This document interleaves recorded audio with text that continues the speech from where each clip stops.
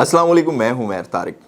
नाज़रीन, वज़ीराबाद में एक फूफो अपनी 3 साला भतीजी को सिर्फ इसलिए कत्ल कर देती है कि उसने मेहमानों के सामने इसे माँ कहा था। देखने सुनने में बड़ी छोटी सी बात लगती है, लेकिन इसके पीछे एक बहुत बड़ा सिनेरियो है, क्योंकि बच्ची का जो वालिद था वो बैरून मुल्क मुकीम था। बच्ची की माँ से वो अलहदगी इख्तियार कर चुका था, वो अपने घर में रह रही थी और बच्ची की कफ़ालत ये फूफो और इसकी दादी कर रही थी, जिसकी वजह से बच्ची ने इसको मेहमानों के सामने माँ कहा था और ये फूफो और दादी मिलकर बच्ची की कफ़ालत कर रही थी। आगे चलकर इसके ऊपर मज़ीद भी बात करेंगे, लेकिन सबसे पहले आपको ये मैं कहानी बता देता हूँ कि असल में हुआ क्या था। नाज़रीन, वज़ीराबाद में इस खातून का रिश्ता देखने के लिए इसके घर में लड़के वाले आते हैं। ये हस्बे रिवायत हाथ में चाय वाली ट्रे लेकर वहाँ पर आती है, मेहमानों के सामने रखती है कि अचानक वो 3 साला भतीजी या बच्ची भी कमरे में दाखिल होती है और अपनी फूफो को माँ कहकर बुलाती है। जैसे इसने मेहमानों के सामने अपनी फूफो को माँ कहा तो घर में जो रिश्ता देखने के लिए लोग आए हुए थे उनके जहन में एक सवाल उभरा कि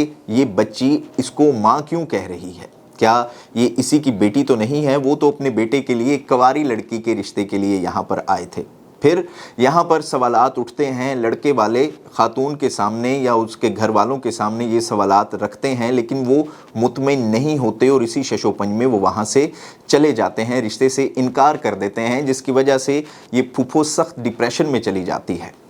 उसके अगले दिन ही पुलिस को ये इत्तला मिलती है कि बच्ची घर से लापता है। 3:30 बजे के करीब वो घर से खेलने के लिए गली में निकली थी। रात तक उसे तलाश किया गया, लेकिन वो नहीं मिली और उन्हें शुबा है कि उसे किसी ने अगवा कर लिया है या उसके साथ खुदा न खास्ता कोई ज्यादती वाला मामला ना किसी ने किया हो। पुलिस इसकी इंक्वायरी कर रही थी कि नेक्स्ट डे फिर ये कॉल आती है पुलिस को कि बच्ची की लाश घर के अकब से या पिछली गली से, क्योंकि इस घर का जो दरवाज़ा है वो भी पिछली गली में लगता था, और पिछली गली में से बच्ची की लाश मिल जाती है और पुलिस ये बताती है कि घर से तकरीबन 8 फीट दूर इस बच्ची की लाश गली में पड़ी हुई मिलती है। पुलिस वहाँ पर पहुँचती है। जो पोस्टमार्टम रिपोर्ट सामने आती है उसमें ये पता चलता है कि बच्ची को गला दबाकर कत्ल किया गया था। पुलिस के लिए ये मामला सॉल्व करना बड़ा ही मुश्किल था, क्योंकि उसमें किसी भी किस्म के ज़्यादती वाले मामलात भी सामने नहीं आए थे बच्ची के साथ। अब पुलिस को शक गुजरता है सुतेली माँ पर। अच्छा जी, अब इस घर के 2 फ्लोर हैं। ग्राउंड फ्लोर के ऊपर फूफो रहती है और फर्स्ट फ्लोर के ऊपर जो बच्ची की दादी है और उसकी सुतेली माँ अपने दूसरे 2 या 3 बच्चों के साथ रह रही थी। असल में इस बच्ची के वालिद ने 3 शादियां कर रखी थी। पहली इसकी बीवी जब वफात पा गई तो इसने दूसरी शादी की जिसमें से ये बच्ची थी और इन दोनों में तलाक हो चुकी थी। उसके बाद इसने तीसरी शादी की थी जो कि इस वक्त इसके साथ बीवी रह रही थी और बच्ची की सुतेली माँ फर्स्ट फ्लोर पर अपने दीगर बच्चों के साथ रहती थी और बच्ची का वालिद बैरून मुल्क कतर में मुकीम था और इसकी कफालत दादी और फूफी के ज़िम्मे ही थी। अब पुलिस को सुतेली माँ के ऊपर शक गुजरता है। वो इस चीज़ के ऊपर तहकीक करते हैं, लेकिन उनको पता चलता है कि इस तरह का मामला नहीं है। लेकिन फिर तहकीक के दौरान उन्हें ये पता चलता है कि घर में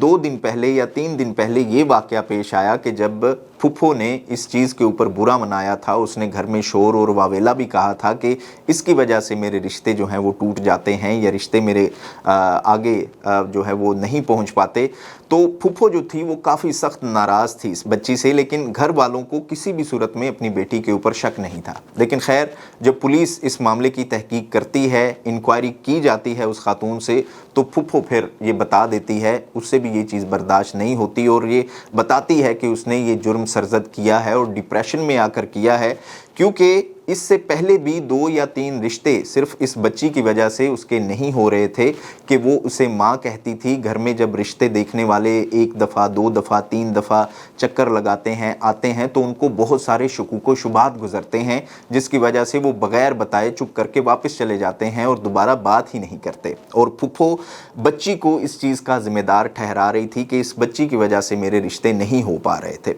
अब फूफो ने पुलिस को ये भी बयान दिया कि उसने अपनी वालदा से कई दफ़ा कहा था कि जब इसकी रिश्ते की बात चल रही होती है या लड़के वाले इसके घर में रिश्ता देखने के लिए आते हैं तो कम से कम उन दिनों में इसे अपनी پہلی ماں یا اپنی جو حقیقی ماں ہے اس کے گھر بھجوا دیا کرے تاکہ اس طرح کا کوئی سینیریو کریٹ نہ ہو۔ لیکن پھپھو یہ کہتی ہے کہ بچی کی دادی اس سے بہت پیار کرتی ہے، وہ اسے اپنی نظروں سے دور نہیں کرنا چاہتی، اور بچی بھی اپنی دادی کے ساتھ بہت زیادہ مانوس ہے، اور وہ بھی اپنی ماں کے ساتھ یعنی کہ حقیقی ماں کے ساتھ بھی زیادہ دیر نہیں رہ سکتی، یعنی کہ دادی کے بغیر وہ نہیں رہ سکتی۔ وہ اس گھر میں بہت مانوس ہے اپنی پھپھو اور دادی کے ساتھ، جس کی وجہ سے دادی بھی اس بچی کو اپنے آپ سے دور نہیں کر پاتی، اور اس نے سخت ڈپریشن میں آ کر یہ انتہائی قدم اٹھا لیا۔ ناظرین، اس معاملے میں ایک سینیریو تو یہ ہے کہ پھوپھی نے جو کچھ کیا وہ غلط کیا، اس کو کسی بھی قسم سے یا کسی بھی طریقے سے جسٹیفائی نہیں کیا جا سکتا۔ لیکن دوسری بات یہاں پر